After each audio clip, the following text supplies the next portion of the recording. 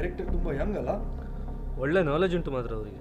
Sir, ಕೊನೆಯದಾಗಿ ಒಂದು movie ವಿಷಯ ಒಂದು 2 ಮಾತನ್ನು ಹೇಳ್ತೀರಾ?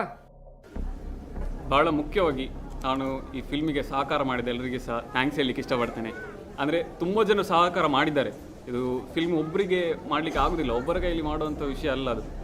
ತುಂಬ ಈ ಫಿಲ್ಮಿನ ಹಿಂದೆ ಸುಮಾರು ಜನ ಟೆಕ್ನಿಷಿಯನ್ ಆಗಲಿ, ಜನರಾಗಲಿ, ಅವರ ಶ್ರಮ ಇದೆ, ಅವರ ತ್ಯಾಗ ಇದೆ. ಸುಮಾರು ಜನರ ಕುಟುಂಬ ಸಹ ಇದರ ಮೇಲೆ ಡಿಪೆಂಡ್ ಎಲ್ಲ ಆಗಿ ಉಂಟು. ಮತ್ತು ಇದು ಬರೀ ಸಿನಿಮಾ ಅಂತ ಹೇಳಲಿಕ್ಕೆ ಆಗೋದಿಲ್ಲ. ಇದರ ಹಿಂದೆ ನಾನು ಸಾಧಾರಣ 3-4 ವರ್ಷದ ಇದರಿಂದ ಕೆಲಸ ಮಾಡಿದ್ದೇನೆ. ಇದು ಬರೀ ಸಿನಿಮಾ ಅಲ್ಲ, ಇದು ನನ್ನ ಜೀವನದ ಒಂದು ದೊಡ್ಡ ಕನಸು.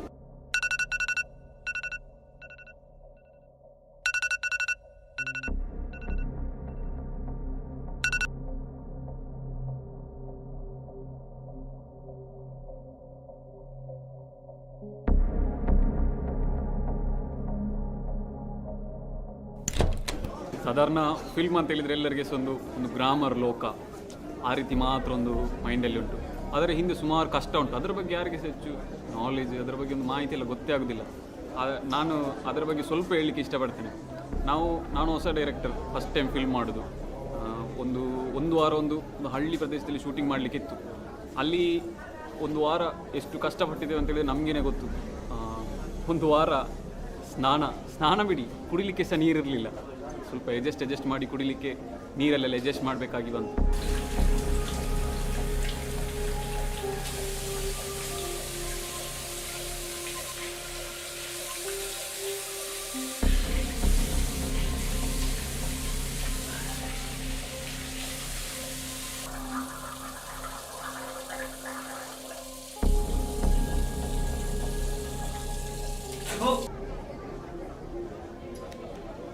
ಇನ್ನು ಈ ಫುಡ್ಡಿದ ಬಗ್ಗೆ ಹೇಳೋದೇ ಬೇಡ.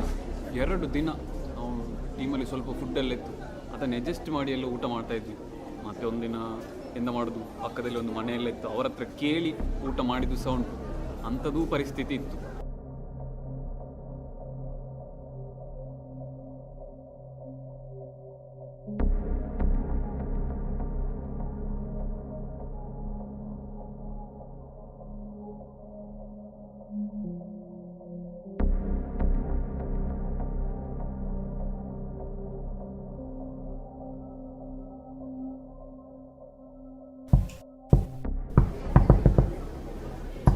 ಕೇಳ್ತುಂಟಲ್ಲ,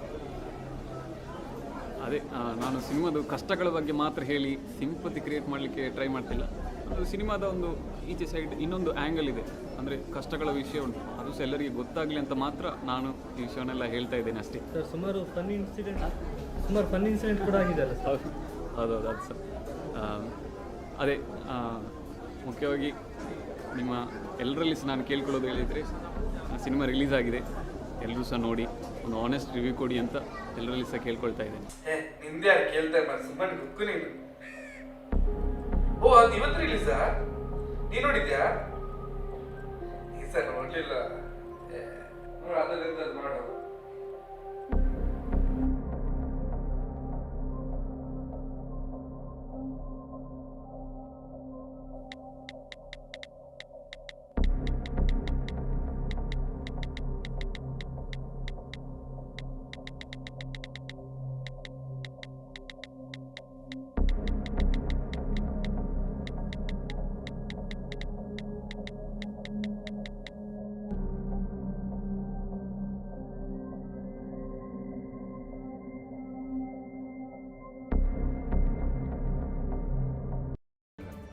ಆನ್ಲೈನ್ ರಿವ್ಯೂನ ಇಫೆಕ್ಟ್, ಮಕಾಡೆ ಮಲಗಿದ ಯುವ ನಿರ್ದೇಶಕನ ಚೊಚ್ಚಲ ಸಿನಿಮಾ.